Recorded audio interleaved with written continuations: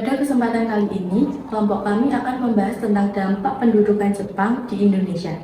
Awal mula Jepang datang di Indonesia adalah ketika Jepang berseteru dengan Amerika, sehingga pasokan bahan bakar minyak untuk Jepang terhenti. Kemudian Jepang mencari negara yang memenuhi kebutuhan bahan bakar minyak. Kemudian pada tahun 1942, Jepang tiba di Indonesia, tepatnya di Tarakan. Jepang berhasil menguasai daerah di Indonesia dan berhasil mengusir sekutu. Pada saat itu pula, Jepang memulai pendudukannya di Indonesia dengan kebijakan-kebijakan yang tentunya menimbulkan dampak positif dan negatif.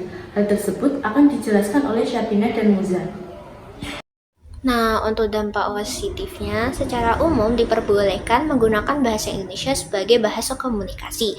Bahasa Indonesia juga menjadi bahasa nasional, serta bahasa pengantar di sekolah. Nah, nomor 2, propaganda Jepang yang mendukung gerakan anti Belanda secara tidak langsung menumbuhkan semangat kebangsaan atau nasionalis rakyat Indonesia. Dan ketiga, guna mendapatkan simpati rakyat Indonesia, Jepang mendekati para tokoh nasional dan menjadikan mereka sebagai penggerak mobilisasi massa.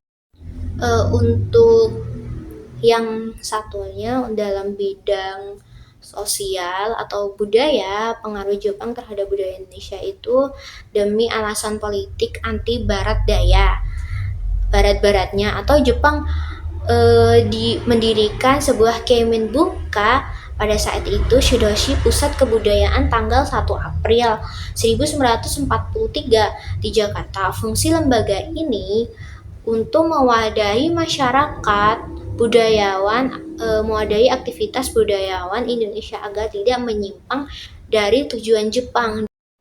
Untuk yang kedua, adanya strata masyarakat. Selain menciptakan sekolah yang berjenjang, Jepang juga membentuk sistem sosial bernama Tonarigumi untuk mengawasi aktivitas politik di Indonesia. Tonarigumi adalah kerukunan tetangga yang dibuat oleh tentara Jepang untuk memudahkan mengenal dan mengawasi warga. Nah, setiap Tonarigumi itu membawahi 10-20 kepala rumah tangga yang diketuai oleh Kumiko yang sekarang disebut sebagai RT, guys.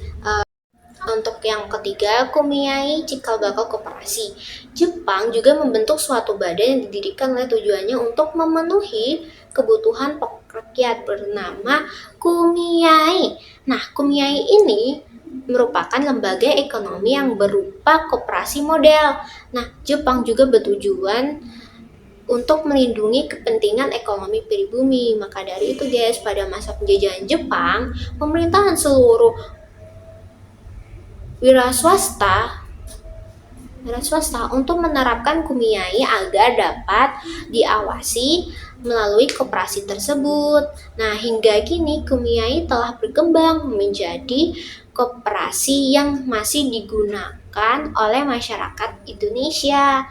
Jadi, Jepang turut memengaruhi kehidupan sosial budaya dengan mendukung pendidikan dan ekonomi di Indonesia, teman. Untuk dampak positif dalam bidang militernya, kita sudah mengetahui bahwa adanya pelatihan semi militer. Nah,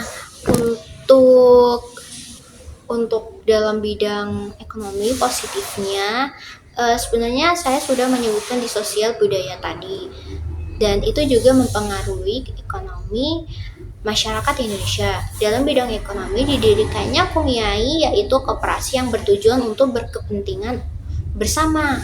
Nah, saya memperkenalkan bahwa suatu sistem baru pertanian, yaitu land system. Nah, sistem ini adalah sistem pengaturan yang bercocok tanam, kayak sepertinya pengaturan untuk bercocok tanam, cara-cara metode untuk bercocok tanam secara efisien dan bertujuan untuk meningkatkan produksi pangan.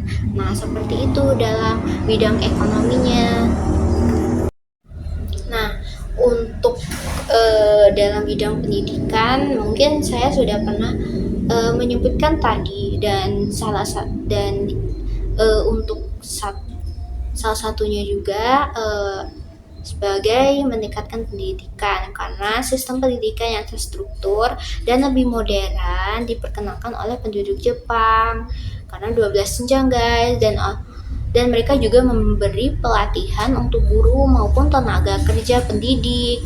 Nah, selain itu, Jepang juga memperluas akses pendidikan serta membuka banyak sekolah baru yang ada di Indonesia. Seperti itu.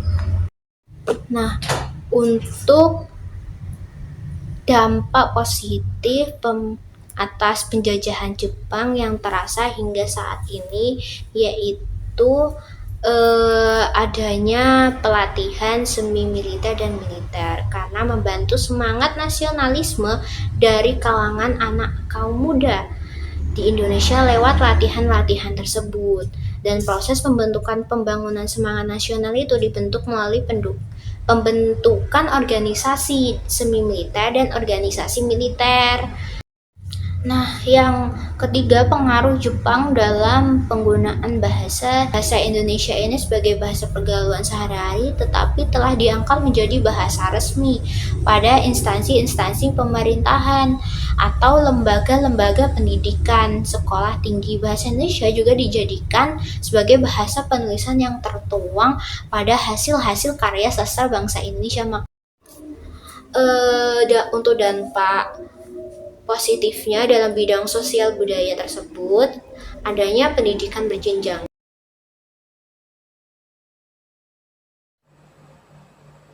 Dampak negatif kebijakan Jepang di Indonesia.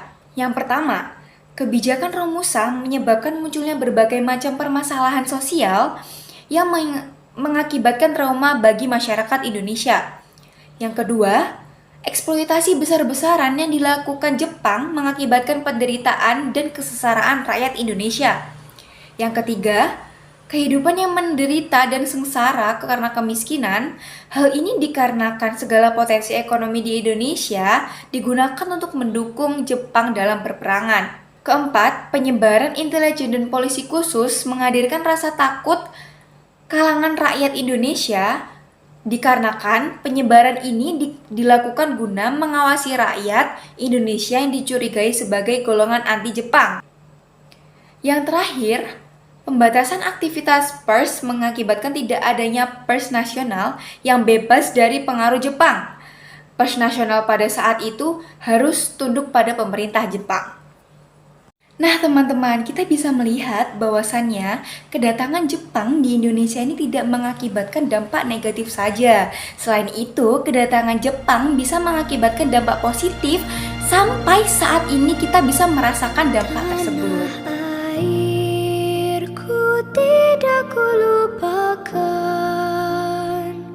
kan terkenang selama hidupku.